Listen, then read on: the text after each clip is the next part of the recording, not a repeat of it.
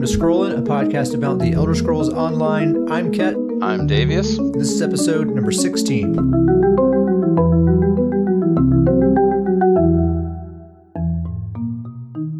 Just jump right into the announcements. So first of all, number one, we have the Stoon's favorite crafting stations in the Guild Hall. Another shout out to Danjavin for hooking us up with these attunable crafting stations. You better believe as soon as the patch dropped on Tuesday, the very first thing I did was run right out and attune those crafting stations to Stoon's favor. Davius, you're hard at work getting kind of the shrine set up and all of that, right? Still under construction, but you can access these crafting stations. So if you enter the guild hall, so you can just travel to my primary residence, and that'll take you to our guild hall. It's the Grand Citric Villa, so if you've ever been there, you know as soon as you enter, it has this big platform above your head. Well, if you look around, you'll find a way to get up there, and that's where the Stoon's crafting stations are, and you can get in on that there. Now accessible from either side. Yeah. It's starting to look really cool. Also, big shout out to Davius for getting this guild hall into really, really nice shape, man. It's looking good in there. It's coming along. It's coming along nicely. We're moving along. I mean, you've been kind of putting me to work, sending me all across the map to just get like, hey, I need more trees, man. Go get me trees, and or barrels. Barrels were surprisingly difficult to find. I swear, I had to ask people how do I find barrels? When it comes to housing, I am very high maintenance. A lot of resource and supply orders for sure. Very demanding, but by God, does he get results? So if you haven't been to the Guild Hall yet, or if you're not a member of the Stoon's Goons yet, let us know. You can hit us up in-game at Ketsparrowhawk or at Starjumper. We'll get you into the Stoon's Goons Guild. If for nothing else, you got to see this Guild Hall, and then you can just bounce right back out of the guild if you want, if you're not feeling the vibe. Another announcement here. On one of my YouTube videos, someone had asked about the music. They said they were trying to use Shazam or some app to find the music, and it wasn't pulling anything up. And that's because it doesn't really exist anywhere. It's just music that I kind of arranged myself. It's based on music from the game, but it's sort of my own take and my own arrangements of it. So they asked if I would upload that music somewhere where they could listen to it, which I thought was really nice. So I did. I put it on SoundCloud, and I'll put a link to that in the description if anyone's interested. The intro and outro tracks and the transition tracks and that sort of stuff, you can stream those there. I also made them available to download if you just want the MP3 to do whatever you want with. That's there. Very cool. I like the long loop one that you created. I've listened to that multiple times now. It's kind of it definitely puts you into this sort of lull sort of state. It's kind of entrancing in a way. Very much so. Next announcement here. Basically, this announcement is that we need at least one more member of the guild, Stoon's Goons, so that we can open up the guild bank. And I think the way we're going to run the guild bank is just kind of a total free-for-all, right? Anyone can put anything they want in there and take anything they want out. It's really cool. It's basically just free inventory for everyone. So we just need one more people. That unlocks at 10 members. We have 9 members right now. So if someone is on the fence thinking about, I don't know, do I want to join the Stoon's Goons or not? You can really help us out by being that 10th member, and we'll get that guild bank, and then we'll be a real guild. We'll be real. We'll load that thing up with a whole bunch of Stoon's pieces. Oh yeah, we're just going to max it out with nothing but Stoon's pieces right away. It's don't worry, guys. That would be kind of funny if we just had every weight and weapon and every possible thing. So as soon as we get a new member, just jump in the bank, grab whatever pieces you need. It's already ready to go. Grab your Stoon's pieces. That would be funny if that was what the whole bank was for. Just to grab your Stoon's. It's nothing but Stoon's in there. We even call people out. No. Hey, who put this non-Stoon's thing in the guild bank? What is this? Yeah, what is this, a crafting material? Get this out of here. Anyway, yeah, guild bank. We're almost there. And then last announcement, we'll just go over the gold vendor again like we did last weekend. And as a reminder, if you're not familiar with the gold vendor, it's this special vendor that appears in Cyrodiil at your home faction's home base every weekend. They sell a random assortment of gold jewelry and purple monster helms, and it's just totally random every week what they are. So this week they're doing Ring of Ursus, Lamia's Ring, Spinner's Ring, Ring of the Veiled Heritance, and then the monster sets are Pirate Skeleton and Malabeth Scourgers. Those are both helms. Probably the only really interesting one is Spinner, and the ability to buy a couple of gold Spinner rings is probably something a lot of people are going to be taking advantage of. I imagine that's a super popular stamina set for both PvE and PvP, PvP especially. So, if that's a set you're thinking about using or currently use and you just want some gold rings, there they are. These will also sell probably very easily for quite a lot of gold. So I've already snatched a couple of these up with that intention. I'm going to wait a couple of weeks so that the market kind of dies down and stuff, and then I'm going to put those babies on the guild store and probably make a couple of 100,000 gold off of those. Will you remind us what the 5-piece of spinners is? Yeah, it's the spinner is the Magicka Spriggan, right? So it's the 5 pieces gives you like 3,000 something penetration. So it's a Magicka damage set. It's pretty good in PvE if you play with like unorganized groups and you don't know if you're hitting the boss's penetration cap or not. It can be pretty good, but if you play with experienced players on a regular basis, probably not a great set to use because oftentimes you're already over penetrating the boss, so you're not really gaining anything there. But in PvP, there's basically no such thing as too much penetration. So totally great set to use in PvP. And that does it for announcements. Did you have anything you wanted to add here? Nope. Sweet. All right, so we'll move on to the news and patch notes section. So, of course, number one in the news, the Greymoor expansion is live now. It went live on Tuesday, although it was really more like Thursday before people were really able to play it because there were some significant performance issues. This happens almost every expansion. It's at a point now where personally I don't even get mad about it. It's just like I'm surprised when it doesn't happen. It's like, oh, nice, I can actually just log in and play on day one. That's a nice surprise, but usually I don't expect that to be the case. I just always look at it as, the good news out of it is that there's a whole bunch of people playing ESO, and the game is in a very, very healthy player state right now. Yeah, that's the silver lining, is like the reason these issues are happening is because, the servers are having a difficult time just handling the number of players coming in to play this game. A bunch of people are under quarantine right now as well. Plus Skyrim hype is just super real. So I think, I haven't seen any numbers or anything directly, but I imagine that we're seeing some huge player counts right now. Yeah. So this will probably be just talking about Greymoor. Will probably be the bulk of what we talk about this episode. It's probably going to take the most of our attention here because it's mostly what we've been focused on this week.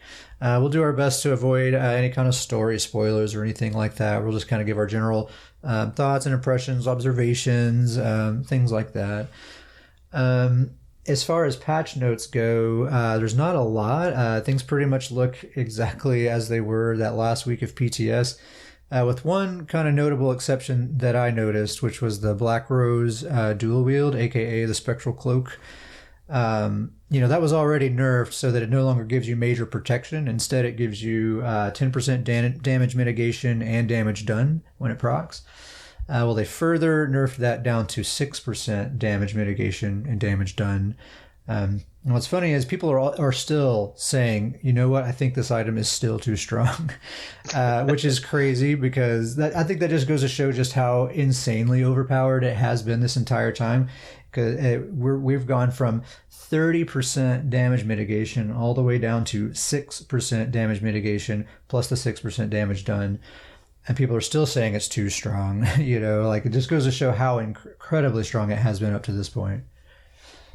Do you have any other kind of patch things you wanted to add here? The only notes that I had was I thought it was interesting the barrier ability and under the Alliance War tab. Yeah. They Well, one, they increased the ultimate on this. It's a great ability. I think you use this ability on multiple builds. But Yeah, it's a great ultimate. the more unique part to me is that they have changed it now where it only can apply to people in your group, where it will no longer apply to just the people around you that are not in your group. Yeah. We've kind of talked about this, but it's interesting. That straight seems like something to help a Cyrodiil situation, and we've kind of talked. We've had several conversations how this is probably the best way to have Cyrodiil be a better experience. It's something that I think that's a piece of feedback that I think has been given to ZOS a lot, is in PvP should really make AoE heals just stay within the group, and I think that could have a huge impact on performance. We're certainly not the first people to come up with that idea. No. It's something. It's a thing that has been discussed quite a bit on other streamers chats and forum discussions and things like that. And it seems like this is an example of them maybe taking some of that feedback and trying it out and see. It's just one ultimate, but I would definitely like to see them try this out with things like radiating regeneration and other just like AoE heals, especially in Cyrodiil. I feel like that could make a massive impact if it only applies to people that you're grouped with and no one else. It's just a lot of math that the server's not having to do anymore. I feel like that would have to have an impact. Yeah. And the other side effect bonus of that is it would kind of, encourage people to group up more, which I think is always a good thing. And it's hard to say because it seems like there's always, from the development side of things, there's always this kind of motive to make PvP more friendly to the new inexperienced player, and that could be maybe antithetical to that, if they're not getting these off heals just kind of randomly around them. Yeah, that is true. All right, so yeah, that's kind of it as far as like patch notes, balance changes, that kind of stuff. Not really much else. So I figured we'll just kind of get into this Greymoor discussion and just talk a little bit about what our experience has been like and that sort of stuff. And Davius, this being the time of Nords, I feel like you have to kick us off here. I don't know, just let us know what you've been doing in Greymoor and some things you've observed and what you're liking, what you're not liking, and all that. Just all the things. I told you this earlier in the week when we were playing. It's wild to me. Obviously, I love this game, my favorite game, but I've never, or at least I can't remember the last time that I'm logging on and there's like too many things to do. I've logged on and I'm having to there's so many things. I'm like, I want to do this, that I'm having to like prioritize the things I want to do. Yeah, same here. It's just wild on how many things that I want to go after and things like that. You'll have to help me a little bit with my blinders here because okay. in my opinion, Greymoor, best looking zone in the game. Sure. They just phenomenal. It looks fantastic. Love the look of it. It's beautiful. It really is. I even love that, it's very Skyrim looking. You have like this mountainous, a lot of rocks, mountains, and then they also have like a very ice cold snow. Just fantastic. And kind of maybe this is a weird note, but it's something I've noticed. They really seem to being a lot. They seem, when they're designing zones lately, they seem to be a lot more creative with elevation. They do. They use height in really interesting ways, and they also seem to make a more concerted effort to make a lot of like alternate routes to get from one place to another, which I really like that a lot because and they do a good job of kind of like making it catch your eye off, like in the corner of your eye, you'll see some little tunnel or something, and you're like, can I get in there? And you'll check it out, and it'll lead you right where you're trying to go. It turns out.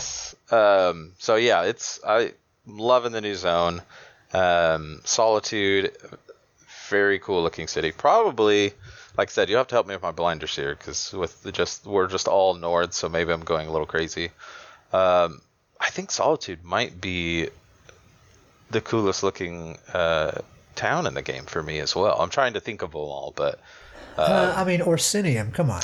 Orsinium has been always my what I think is the coolest looking city in the game. But here's the reason why I would put Solitude above it. And once again, could be the blinders. But the fact that Solitude is up on this giant rock, like perched into the sky, and most of the zone that you're in, you can be in different parts of the zone, and it's always like the silhouette of the background. Those combinations for me are just so cool. It's so cool to just see the silhouette of it like in the sky while you're running around the zone. I agree with you there. It's I guess it's strange that the coolest part of Solitude is when you're not in it. You know, it's like when you're away from it, looking at it. That's the coolest part. But once you're there, it seems like the architecture and stuff seems pretty basic. I mean, I'm not knocking it. It's a nice place. It's cool. It's they can only do so much with it because what that city is has already been established. Yeah, it already exists. I'll give you that. Orsinium, when you're in it, is still the coolest city in the game, but the distance look of Solitude, probably the best. It is super cool. Absolutely, I 100% agree with you there. The zone is I really like the zone design. They do a really great job of evoking that kind of Skyrim vibe, especially if you get a rare moment where there aren't actually any other players around and you're kind of out in these like snowy mountainside areas and stuff. I mean, you can forget what game you're playing for a moment. You know, you can you can it kind of feels like Skyrim. Yeah. I've done a couple of the delves in the zone. I don't know if you've dove into those much. Yet. I hopped into one, and I mean, delves are great. I love them in the game, but usually once I do a delve 1, 2, 3 times, I'm like, all right, if I have to go back in there, then I'm not crazy about it. I could actually see me using the delve I went into as like a grinding spot. It was so cool designed, very, very good layout. There was a multitude of NPC enemies in it. It wasn't just like there was like certain themed enemies, but they were like sectioned off to different parts. So there was a lot of different stuff to fight in it, and it just, I don't know, overall it was a very, very cool designed delve. This specific one, there was a sky shard, sky shard in all the delves. But there was a sky shard in it, and I couldn't figure out how to get into it. And then I actually had to backtrack, and I found out looking at the map that there's like this tiny little tunnel that led up to that ledge where the sky shard is.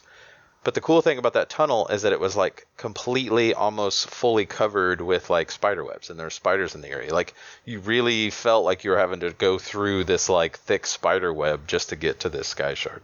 It's just a really cool little They've tidbit. Been stepping up their delve game, I think, for the last few expansions. They've, like in the vanilla zones, delves are just like you just kind of sprint through them really quick. It's over in like 60 seconds.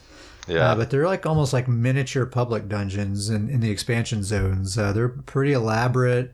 It's going to take you more than a minute if you're going to actually, complete the delve and everything. Yeah. And there's like usually some kind of thing you got to figure out. It's more than just running through it. They're cool. I haven't checked any out in Greymoor yet, but I plan to. I haven't really had an opportunity to really dig super deep into exploration and stuff like that, just because there's only been a couple of days that it's even really been possible to play. And then when I have been playing, I've been doing so much of the Antiquities, which we'll talk about that in depth here in a minute. The juicy Antiquities. Oh yeah. So one thing I got to ask you about, I have thoroughly enjoyed them. Harrow Storms. Oh yeah, I still haven't gotten to do one of those. I did one on PTS and it was really difficult. I actually didn't successfully complete it. But I haven't. I mean, I've seen them from afar, but I haven't actually done one yet. Have you gotten to do one? Yeah. So I've done multiple ones. Kind of what we said, things are a little rocky right now. There's so many players that jump into them. They're a little dicey, which performance-wise, you mean? Yeah, performance-wise. Yeah. Which, if I remember right, Dragons were kind of that same bit back when they first launched and elsewhere. But these Harrow Storms, one, they're completely awesome. That's the first thing I have to say. They look crazy cool. I mean, they're the most. I remember all the way back when I first started this game, around 1 Tamriel, the first time I saw a Dark Anchor, and I was just blown away by, oh my gosh, look how epic this looks. This thing's falling from the sky. I heard this crazy noise. Like, this seems crazy. Like, yeah, it kind of does bring back that initial feeling, like that first time you see a Dark Anchor, like, what is happening? Yes. This whole world is ending right now, you guys. Yes, and the Harrow Storm, it's so cool because if anybody hasn't done one, and this isn't really a spoiler, but the whole point of one is that there's these 3 witches totems. They're huge. You can't miss them. That have boss level health bar. And the whole goal is you're trying to take down these 3 totems so that you can get to the Coven Witch to kill her. So, but while these totems are up, the Harrow Storm is actually happening, and it's just summoning an insane amount of ads. And it's not just one type of ad. It's really cool because it's like, I don't know, it seems like it's like 7 to 10 different type of NPC ads. You're just fighting all these and different some of them are random like stuff. Semi-bosses and stuff like that too, yeah, right? Like, so you've got like vampires, you've got like these flying beasts, you got these like dog. I mean, it's just so many. So it just creates this really cool like mayhem of just all these different ads. And then while you're taking these witches totems down, there's a countdown happening of the Coven Witch in the middle summoning a boss. And originally I just thought, okay, well, if you don't take them down, then the boss gets summoned. It makes it a little more difficult. Well, then as I started doing more of these, I realized the longer you take to take down these totems, the Coven Witch just continues to summon different bosses. So the first boss is like, you know, it looks like the Vampire Lord. Well, then after that, she'll summon a big nasty werewolf, and then she just continues. If you take too long, she continues to summon these huge bosses that in themselves are basically world bosses. And so if you take too long with all the ads going, with the world bosses being summoned, I was a part of one that it was just a small group of us. It was kind of in a corner of the zone, and you know, we jumped in and, you know, all right, we've got this thing. We started hitting, you know, some people were healing, and we weren't grouped up or anything. It was just kind of a group of us exploring. And after a while, we completely just got overrun. The ads and then the bosses kept getting summoned. It just completely wiped the group. We actually... Yeah, it seems like a trial level fight, right? Like a veteran trial level fight, kind of like the dragon fights. I think are kind of like there's no way, you know, you're going to be able to solo one of those things. No, absolutely not. Well, there was even probably, I don't know, there's probably 7 of us when we first started this thing, and then we just completely got overrun.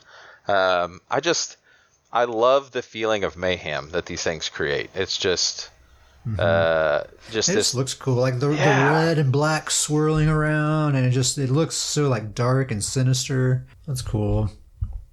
I wrote down a few things that I wanted to mention about the Zode. First of all, I was surprised. I mean, I expected it, but it still took me by surprise how many like locations and landmarks I recognized from Skyrim. I'm like, oh yeah, I know that bridge, or oh yeah, this is the entrance to Solitude. Yeah, I remember this place. Just there's so many moments I had. It's just like, oh yeah, they did a great job of like reminding me of that landmark or that thing and all that stuff. In general, there's just a lot of, you know, wink and a nod to Skyrim in general. Like if you've seen the opening cutscene of Greymoor yet, you know, they pretty much right away are like, hey, Skyrim, right guys? You know, like right out of the gate. I enjoy it though. It's fun. You know, I think if they didn't do that, then I think that would be bad if they didn't do that. Yeah, like, I think it's fun to really kind of get into it. They knew what they were doing with that, and it's an incredibly smart move for sure. Smart tactic. A few episodes ago, we talked about that Meet the Character article, Fenorian. Well, I've ran into him. I'm barely scratching the surface of the main story, but I've gotten to the point where I met him, and he's really cool, actually. And it's really neat. It seems like at the point where I run into him is like where he left off in that Meet the Character story. You know, like at the end of that, there was like some event that happened, and he had to go out and, you know, check something out. And then, you know, I'm questing through Greymoor and I bump into him, and it seems like, you know, those just tie right into each other. He's actually a really cool NPC. I like him a lot. He's really neat. we talked about this, Davius. You and I, we were just talking last night. So far, I've just been sticking. My intention has been to stick to the main story, and I'm like, yeah, I just want to do the main story so I can just focus on what's going on there, and I'll go back and do side quests and stuff later. But then, as I'm doing the main story, the side quests are so sort of intertwined into it that it doesn't really make sense to skip them in that moment. And in fact, like you'll have like a temporary companion on a quest, like this Fenorian guy was following me around for a while, and we'll walk by an NPC who's offering me a quest, and Fenorian will like comment on that, like, hey, maybe we should check this out first before we continue on with what we're doing. You know, this seems maybe more important. And it just kind of blew me away, you know, like these side quests are really a part of the main story, and they supplement that and inform decisions that you might want to make and things like that. And you and I, Davies, have talked lots of times before about, you know, every expansion, the writing and the questing and the story design and all that stuff is always phenomenal. And I feel like they kicked it up several notches on this expansion. That's an example of that. Maybe one of the coolest aspects of immersion I've seen in the game so far is, and it doesn't seem like a whole lot, but the same thing when it happened and I was listening to the NPC, it kind of blew my mind a little bit when I was running by all these side quests and he was commenting. I even got to a part where I had Fenorian and then I had another NPC as a follower, so two people following around, and they actually held a conversation while I was running around. The interaction is just, it's a very, very great new aspect that they've added. It is a really, really very immersive tool while you're questing. Yeah, totally. And I think they, you know, I don't know if this is like just generally the focus of the game going forward, or if they just really knew the audience that's going to be coming here for this expansion are going to want immersive storytelling, and that's really where they put their energy into. Mm-hmm. You can tell, though. I mean, you can tell that that's where the energy went. And, you know, and if you enjoy questing and storytelling and all that, this expansion is the best yet from what I've seen so far. Yes. Have you been to Blackreach yet? I have not been to Blackreach yet. I've been so just excited with Greymoor that I've just been running around that zone, enjoying it. And like I said, I mean, there's just so many things right now that I want to do. There's characters that I want to work on, you know, gear, want to build up these characters, get their builds completed. Antiquities, we'll talk about that here in a minute, but Antiquities has been huge. Antiquities is awesome. The main Greymoor quest I've started on, I've kind of started doing that. I've even started just kind of exploring the Greymoor zone, just grabbing sky shards, things like that. Housing, been really into the housing. The precision editing is fantastic. Love what that's added into the housing side of things. I'm really surprised at how intuitive that is and how super handy it is. It's really cool. Yeah, they did a very good job on that. So yeah, I mean, it's crazy to me that even this new expansion came out, Greymoor, but I've even spent a lot of time in the guild hall doing, you know, setup because it's been a lot of fun. I mean, this precision editing has added a whole new level to the housing. All right, so Antiquities. So this is like the thing that you get with this expansion, right? Instead of the Sigic Order or a new class or whatever, that you get this Antiquities system as like the new kind of shiny thing that you get with the expansion. And this thing has been, I think, really awesome. I think when people were first finding out about this, people were really skeptical about it, right? They're putting a mobile game into this game. And they're thinking like, where's my new class? Where's my new skill line? All that kind of stuff. It seemed like in general, the community response was one of skepticism. And what's funny is now that we have Antiquities, it seems like almost unanimously, everyone is all about it. It actually turns out it's really a lot of fun. It's super rewarding. And it's just awesome, man. It's fun and addictive.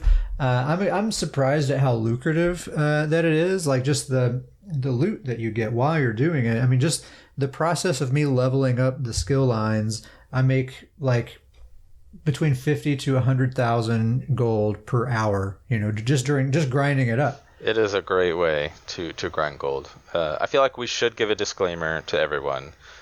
We have lost Ket to Antiquities. He doesn't play ESO anymore. He plays Antiquities. I wonder if they'll section this off as an actual mobile game, yeah, just let you play it on your phone. Game. That would be sweet. But yeah, that's basically all I've been doing. That's why I'm not too super deep into the Greymoor quests and any of that stuff, because I really want to get my Antiquities leveled up so that I can start hunting down these mythic items. That's really what I'm shooting for.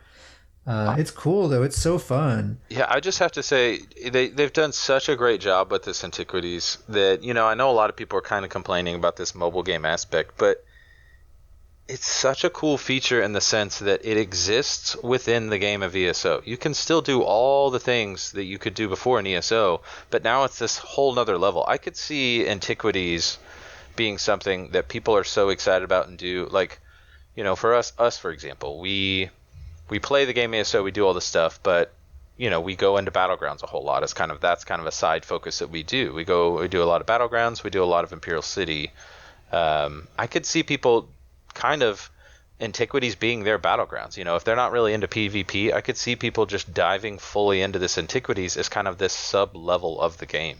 I think it's that enjoyable. It's like your default, I don't really know what I want to do right now. I'll just do some Antiquities while I'm thinking about it or whatever. And they have added so much of it to the game. But even going down the road, this is such a great sub piece of the game, because I could only see them just every expansion, every new content, every patch, they're probably just going to add in more items, more things down the road. So a really, really cool. I'm really, really happy with Antiquities. I think it is very much worthy of kind of an expansion focus. Yeah, once you get in there and you see what it is, and you see how expansive it is, and how many different kind of facets of it there are. I mean, it seems like the work went into it, like the effort, whether it was focused on the thing that you as a player want or not, is another conversation, but the effort and the work is there. And it's really cool. And the loot and the rewards are really cool. I've gotten some really nice housing items for our guild hall that we're stoked about right now. Just through the course of doing it. I like how, it makes me see treasure chests in a whole new light as I'm running through a zone. Oftentimes I'll just ignore a treasure chest most of the time. But now it's a whole new, maybe that has a sweet lead in there, and it's already paid off multiple times. I've gotten some really nice leads out of random treasure chests and things like that. And also delves and world bosses and fishing spots and all these just random things that you can do as you're just running around in the world. There's actually a real reason to stop and kill that world boss while you're here. He may give me a cool lead. May as well kill him really quick. I think that's a huge underlying thing to this, is that while Antiquities is so awesome in itself, you kind of just really touched on it, is there's a whole nother level of content that maybe if you've been playing the game for a long time, you don't really do anymore. But now you're going and you're doing all this content again. So it really makes it seem kind of like there's double the content. Yeah, it's like a stronger incentive to even do Undaunted pledges. Maybe like me, I've done so many Undaunted pledges. I have all the keys that I need, so I hardly ever do them. But now maybe I will, because there's extra thing that I can be getting from them that's super valuable. And delve bosses and the high end thing with Antiquities obviously is these mythic items. But they've done a really great job of, there's so many other cool things that you can get. Like you said, there's really cool housing items you can get. There's these mount pieces for people who like to collect mounts. There's a lot of other cool things you can get. The new Indico rune. That's something I've been trying to get for one of my builds. But there's a lot of cool stuff. And it's a really good way to, and I kind of found this out as I was doing Antiquities, it's a great way to farm overland set pieces. You really do get, whatever zone you're doing Antiquities in, you can get bonus loot from your Antiquities, and you can get overland set pieces from those digs. Yeah. Not quite sure what to call it. Yeah, dig sites, I think, is a thing. There we go. I mean, all that stuff is awesome. The thing I keep coming back to is I can't believe the amount of gold I make. And it's it doesn't feel like I'm having to grind for it. Like the Antiquity, the activity itself is kind of its own reward. It's fun to do in and of itself, even without considering the rewards you get for it. And then, then when you consider you spend an hour doing this fun activity, and then you have like 100,000 gold also at the end of it. That's a fantastic point. Is that to get that much gold elsewhere is going to require a grind.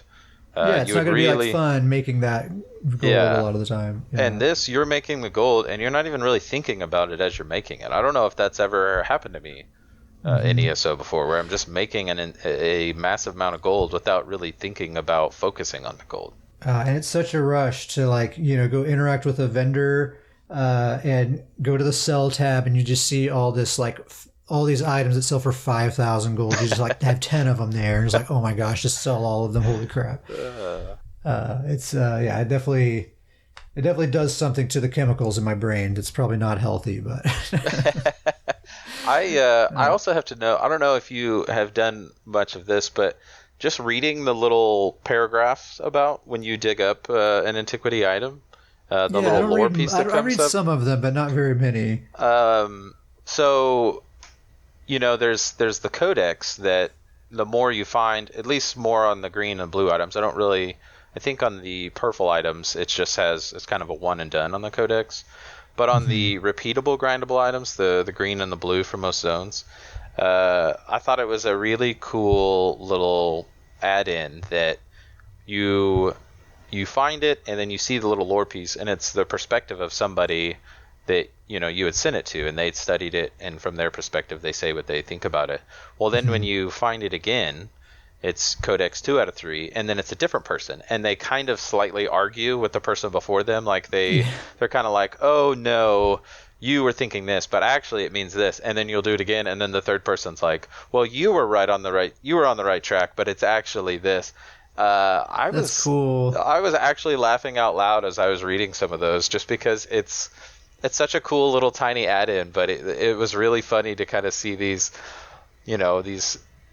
Yeah, and someone took the time to think that all out and write these kind of conversations amongst these scholars and stuff. Yeah, it's really like you're seeing these archaeologists and historians and scholars argue about what the carving on this item means or what this color means. It was pretty hysterical. It was a cool little piece to it. Yeah, I like it. It's crazy to think that there are already people who have these skill lines maxed out on multiple characters. There's already people who have multiple mythic items in their inventory. Very impressed with those individuals. Super duper impressed. I would not have thought it to be possible in this amount of time, but people definitely will surprise you. Which mythic item are you shooting for first? That's what we like to call a toughie. That question's a toughie. I would probably not that I think it's the best one, but just the one that I think is going to be the most unique and fun for me. I probably would put the Torque of Tonal Constancy. We've talked about how much fun I've been having with my Stam Sorc. I'm still kind of finishing out that build. I just think the Torque of Tonal Constancy, really on any Sorc, but on a Stam Sorc especially, I think just is a lot of fun, makes a lot of sense, and really can kind of double down on the mobility of a Stam Sorc. Totally. I think that's probably the first one I'm going to go for. I think that would be a lot of fun. Surprisingly, probably the second one that I'm going to go for, and this was surprising to even me to think as I kind of realized it, probably going to go for the Bloodlord's Embrace chess piece, just strictly for Davius's tank setup. We've been doing a lot of dungeons and grinds and farming and things like that. So I've been able to use kind of his tank setup quite a bit, and that thing would be fantastic for his current kind of Magicka based tank setup. Oh yeah, absolutely. I want that thing too. Honestly, I am truly interested in every single mythic item. Surprisingly, I think I find that the Thracian Stranglers is the one that I'm maybe least interested in, and I find that to be the case like when I'm reading guild chats or just, having conversations about these mythic items, that's one that really doesn't seem to be coming up in conversation a whole lot. And it seems like everyone's really after this, the Malakath Band of Brutality and Ring of the Wild Hunt. Those two are like for sure on everyone's radar. But I haven't really seen much talk about the Thracian Stranglers, which I would have assumed would be like, number one on a lot of people's list. I'm very surprised by that. I've seen that same thing. I'm wondering if Thracian Stranglers is going to be one of those things that once people start getting it, that they kind of see how powerful it could be. I mean, maybe we're missing something because it just makes you take so much additional damage, but it's such a wacky niche thing, I mean, like the Band of Brutality and the Wild Hunt Ring, that's like no-brainer. That just makes your character better. Yeah. Plain and simple. But the Thracian Stranglers, it's this kiss curse thing. It's hard to know. It's hard to know if you're actually going to be able to make that work or not. So I think people just aren't quite so gung-ho about that one. Whereas, the Band of Brutality, obviously, like I'm going to get that, and it's going to be awesome. I don't know. Anything else to say about Antiquities? I'm into it. I like Antiquities. Well, so I'm curious. You asked me. I know what I like to call now the Ring of Ket. I know that's the number one you're going for, but what's your number two? Like, what's after you get that ring? Is there any other item that you're aiming for, or? Let's see. Yeah, Ring of the Wild Hunt is definitely the one that I want for my Stamplar. That'll be number one. I would like to have that Band of Brutality. I think I'd put that on my Stamina Dragon Knight, probably. Yeah, that would be really good there. I mean, really, I truly am interested in every single one except maybe the Thracian Stranglers. I kind of would like to have it just to play with it, but I'm not sure I would actually like seriously use it. Yeah. But the Snow Treaders I think could be cool. Just having snare immunity. We talked about before, if you made a build kind of centered around movement speed that doesn't rely on sprint, that could be really neat. That Torque of Tonal Constancy, just like you said, that would be really cool on a Stamsork. Absolutely. They all seem really interesting. That's kind of what I was going to say too, is that they've done a really good job. And it's funny to me that I just said that Bloodlord's Embrace is my number two one I'm going for. Back originally when we first talked about these on the podcast, we kind of dumped on it a little bit. Yeah, we did. Yeah. Me especially, I was like kind of saying, that there's no point to this one, but they made the changes to it, and I could see they just buffed it so much. It looks really good now. I think any one of the mythic items I get, I think I would be excited about, and I think I would have fun, regardless which one I get. Just kind of have fun finding a way to put it into a build. I can't imagine me finding one of these and not using it. Even the Thracian Stranglers, I don't know exactly how I would. Oh, you'd find a way, yeah. Yeah, but I feel like I would just find a character to put that on. Certainly, I absolutely will acquire all of them eventually. Yeah. That'll be a goal for sure. Yeah. I'm into it. And we'll talk about kind of some ideas for working these items into builds here in a little while. Anything more about Antiquities? I think that's about it. All right, well, why don't we take a quick break and we'll come right back and talk about what we've been doing in ESO here lately. Sounds good.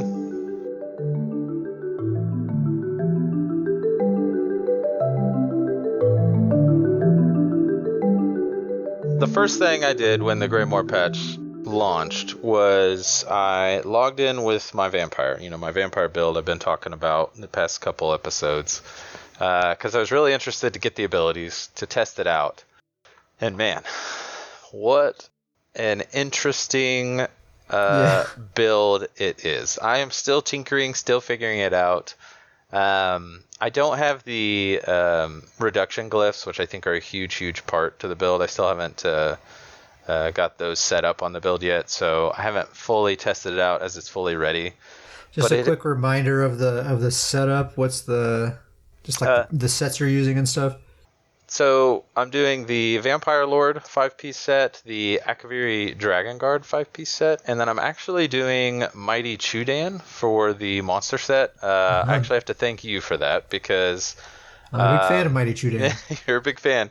There's so much going on with this build that keeping up a major resolve buff was just too much for me to think about with the amount of health that's going in and out on my health bar. just having that one like less thing to worry about really helps. Very much so. So to kind of give you guys an idea of what I've experienced with this build, there's been times where I'll do 3k DPS against NPCs and world bosses and things like that. But I've also hit well into the 35k. It just kind of depends on the perfect setup or me kind of figuring out the rotation right. I still think there's potential there. I'm just still kind of figuring it out. I've changed the morphs a little bit. I think eventually, once I get more comfortable, once I kind of finalize it, I'll probably do maybe like a final breakdown of what I've chosen. But I have hopped on with that character. It is a very, very different playstyle for sure. And is this the one you're doing the quest with, or did you decide to do that with your main instead? So I originally was going to do the quest with my vampire, but I actually switched over to my main. We kind of talked about this a little bit, but so my main character, Davius Starjumper, is my crafter, and so he's kind of got all my achievements, all my crafting, and so I kind of last minute just chose to do the main quest with him, just in case there was anything that he would need for crafting or things like that. As we all know, all my Nord characters, I eventually will do this zone with all my characters. It falls into the complete the Skyrim zones with my Nord characters. But eventually I will do it with my vampire character.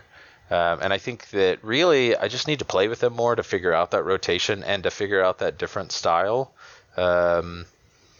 He's still a lot of fun, but it's just such an interesting playstyle. I can't emphasize that enough. The build idea is so kind of wackadoo, and just it's like you can see like there's a concept here that could work, and it's just figuring out how to make it work. Figuring out how to make the damage come together with the sustainability, with the survivability, and I've really paid attention just to zone chats lately with what they're saying about Vampire.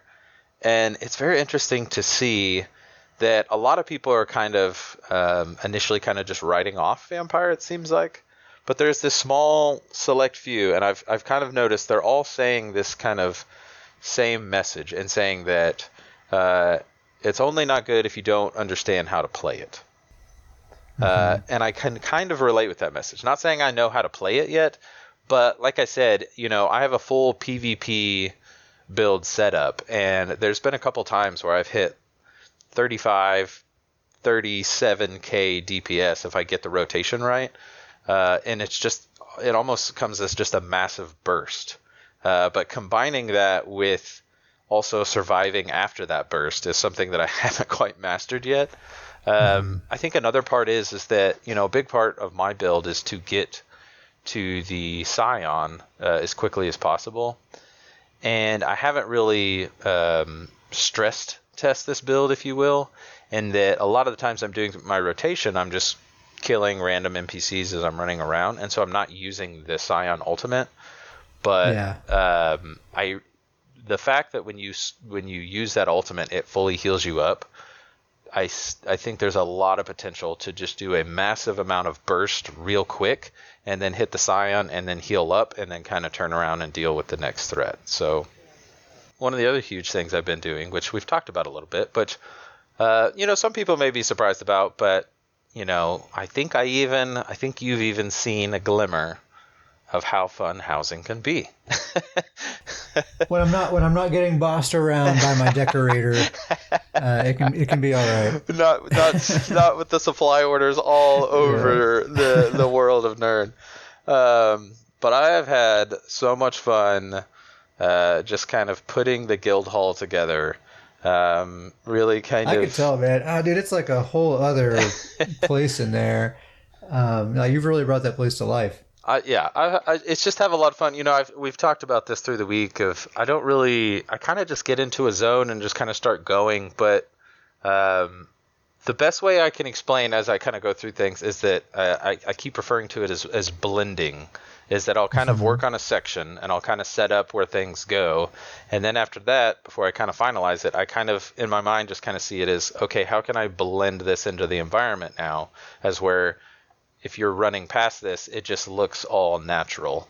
It looks like it's, I keep telling you, man, you really need to do some like housing streams or just make YouTube videos and just like speak your thought process out loud as you're placing things and adjusting and blending, and just kind of narrate what you're thinking. I really do think there's a community of people that would be into that. That may be something that I do down the road, or at least look into doing down the road. If enough people would be interested in it, I think that could be something down the road. I have to give a huge thank you to the people that have visited the Guild Hall. A lot of people have said really, really nice things, so that's been very encouraging as I continue to finish things out. Still not done. The Sijic Villa is a massive, massive home. It's too big. But we're getting further. We're getting a lot of it done. Mainly right now, just the outside of it has been the focus.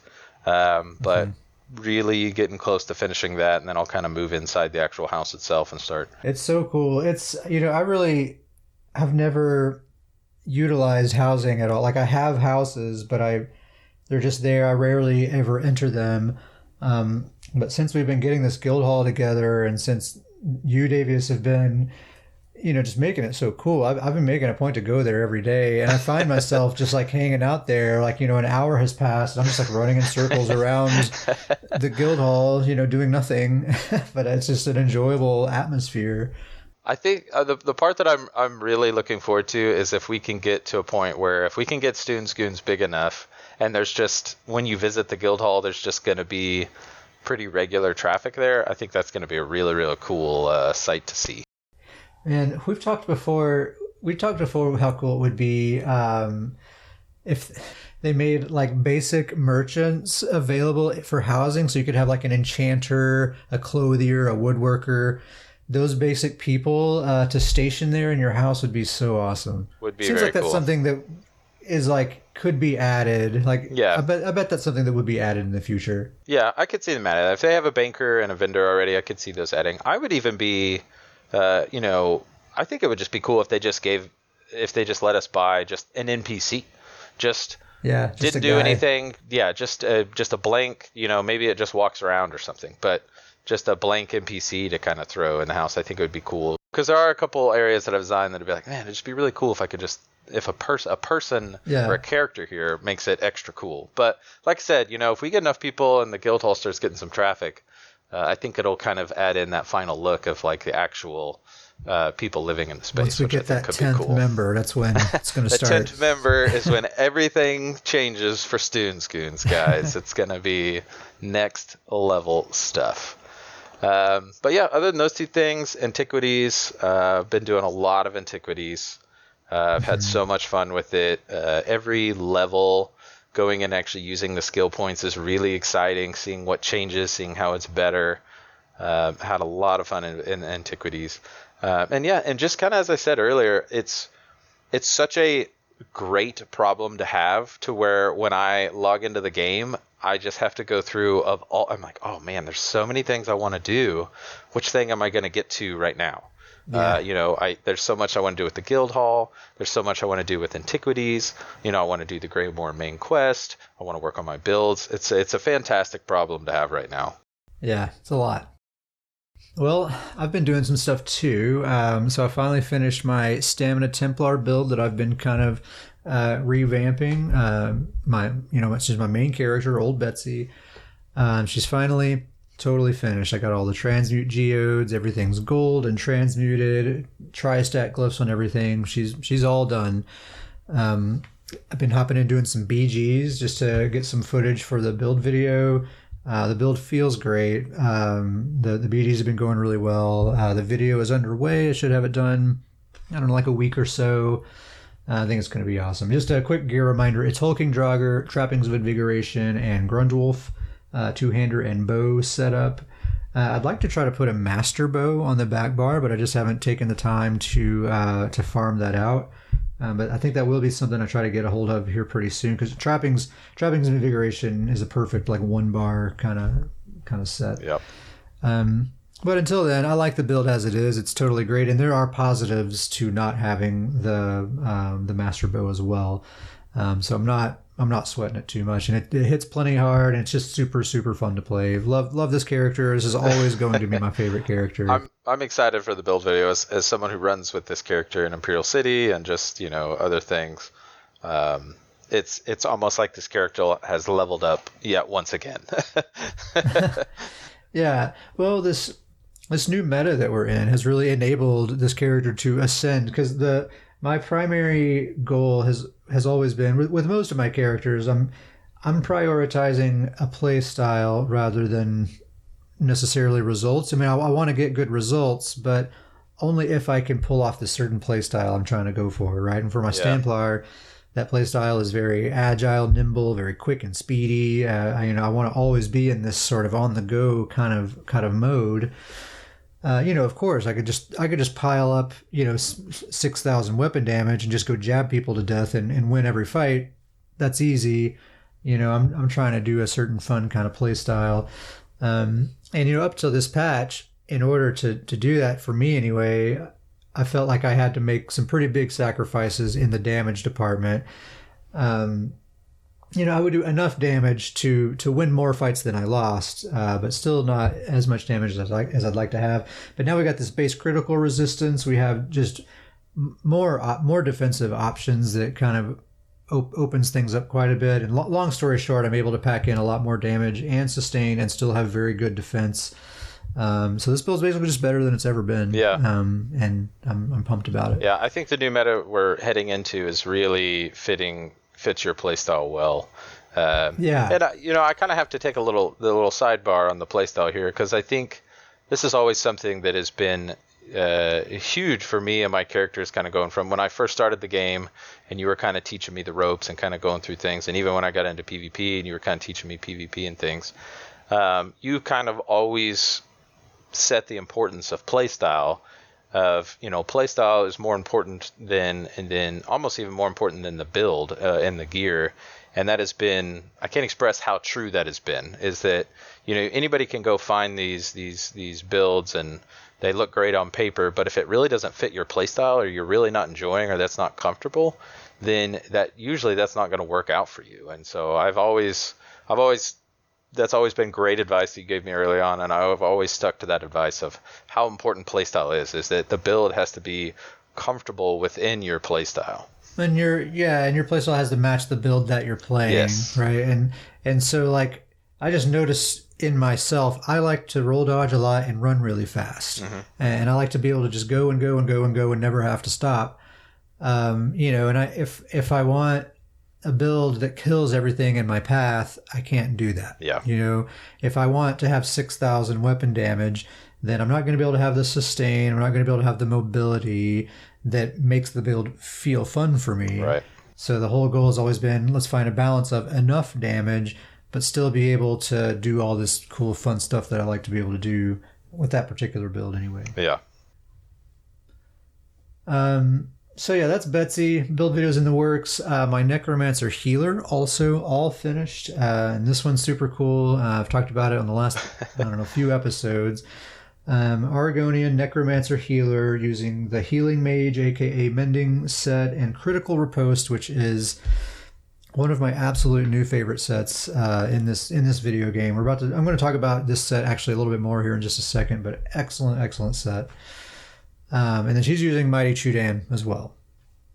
And it's just a great build. It's all divines. It's because the Critical Riposte set gives me like plenty of critical mitigation, so I can just go all divines to pump up that healing Mundus as much as possible.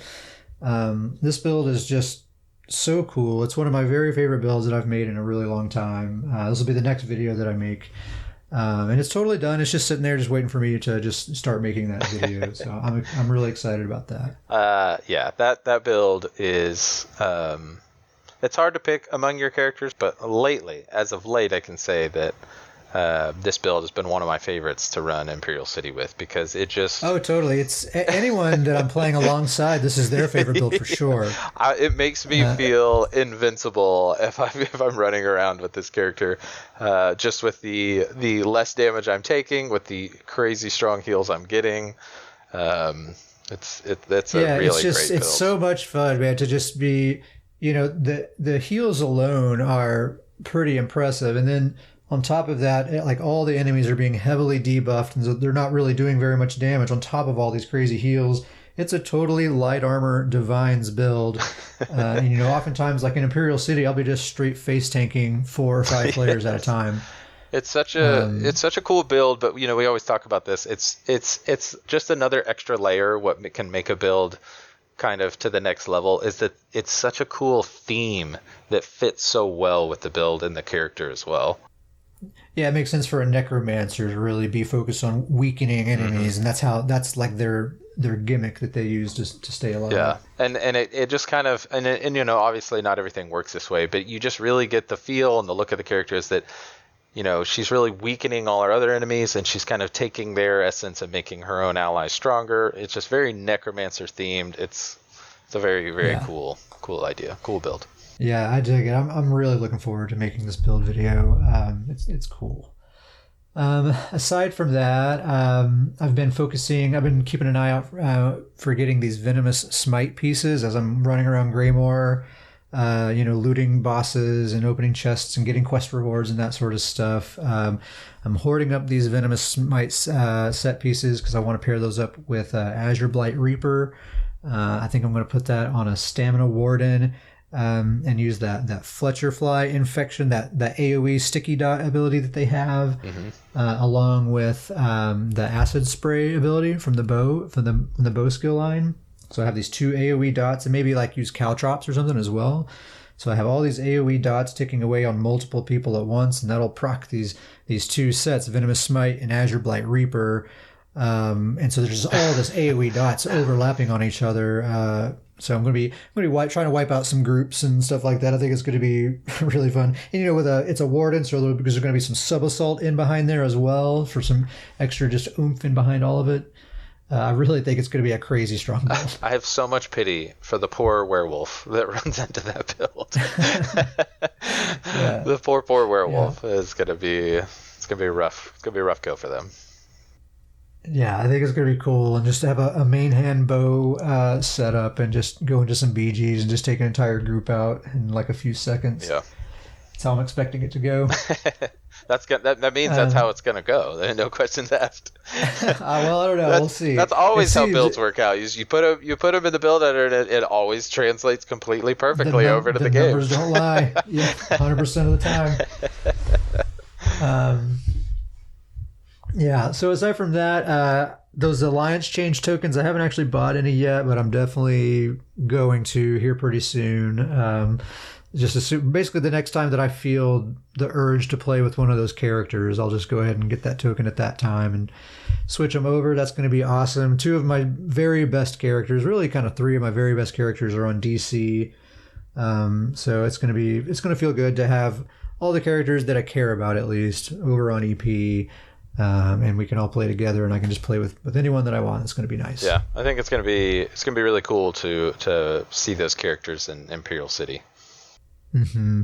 Yeah, I'm really excited to take my Stamsork and my Mag Warden both down there. I think they're going to rip it up. It's going to be. I gotta awesome. Finish my Stamsork build before you transfer your Stamsork, because just the idea of double Stamsork just seems like. Play heavy metal music as we're just running around. The Bushwhack twins, right? Just freaking.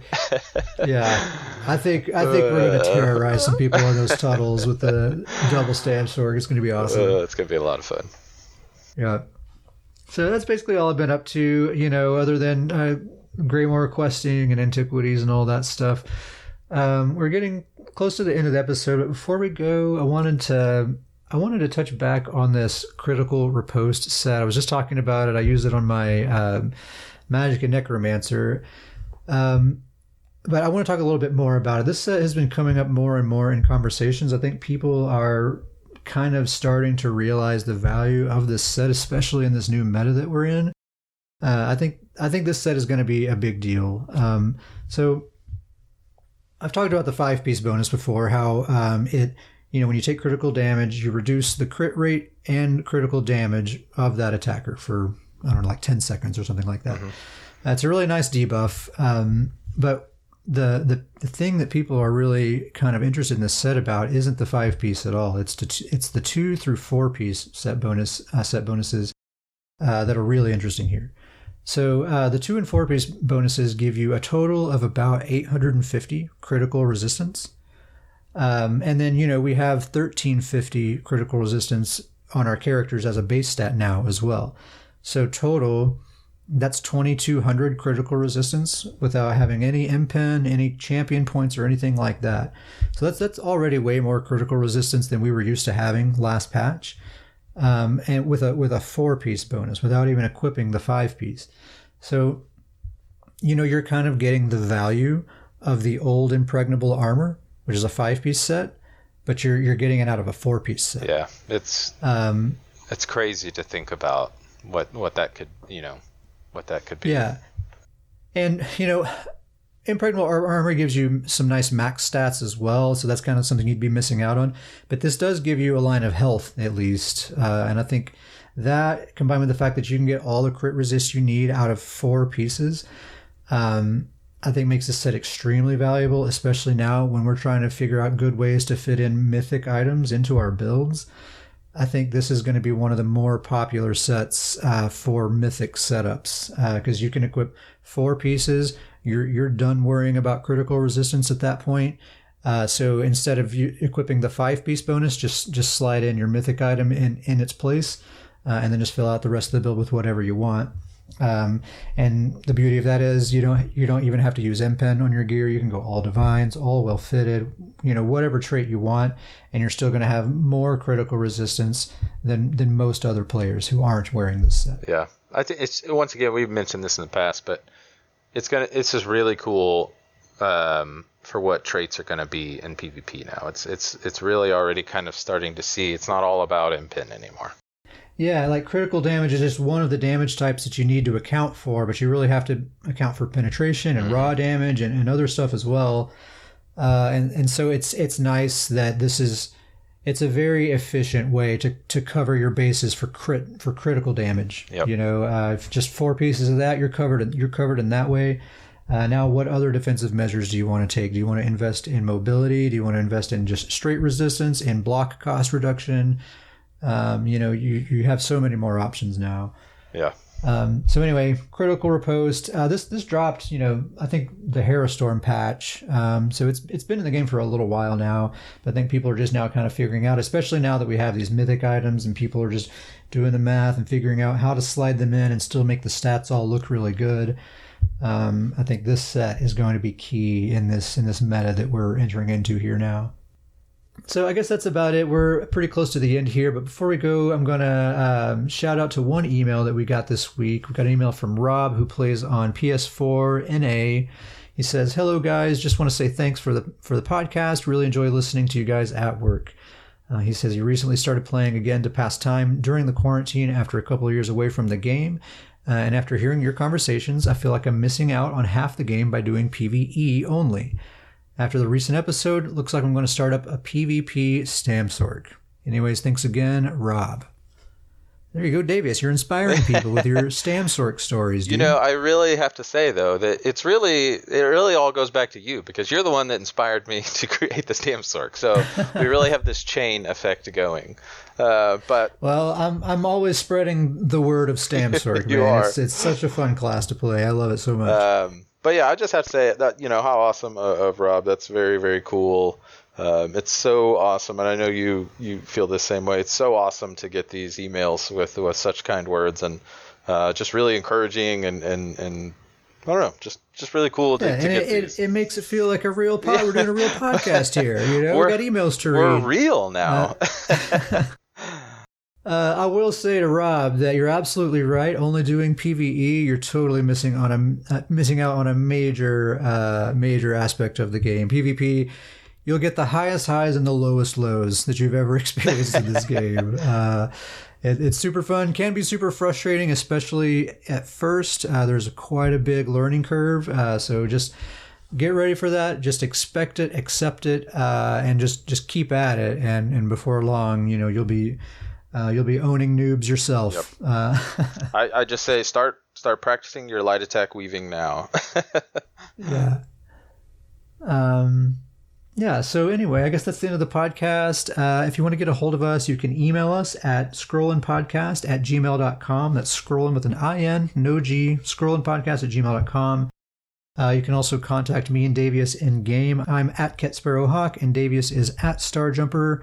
You can just say hi, tell us a joke, ask us a question, let us know you want to be a member of the Stoons Goons Guild. We'll get you in there. Anyway, I think that's it. Davius, anything to say before we head out? I just got to give us some kudos. We are finishing up before the Silent Hill sirens start going off. So yeah, kudos to us. Oh yeah, only 12 minutes before the sirens start. It's nice, very nice.